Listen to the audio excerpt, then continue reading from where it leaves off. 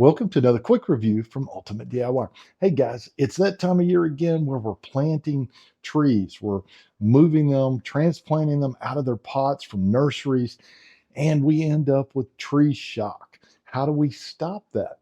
I like to use a product by Garden Rich. This is going to come in a gallon.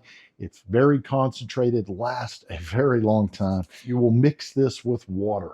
And by the way, how I mix it is I just use the cap. It works out to about a tablespoon when I use the cap, and I'll use 1 in a gallon of water.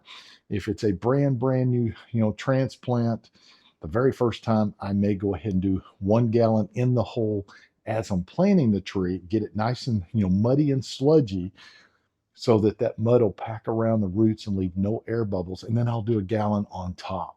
And then I'll do that again in 2 weeks, and then I'll do it again in a full month, and then I stop. Because what this is it is going to be a beneficial bacteria that actually forms around the tree roots and helps it absorb water.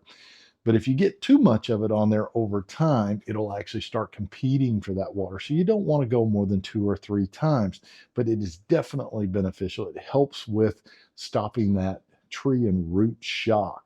So if you're transplanting a new tree or planting a new tree for the very first time, be sure you use something like this root stimulator made by Garden Rich. I don't think you're going to go wrong. I think it's going to help you. We'll see you guys on the next review.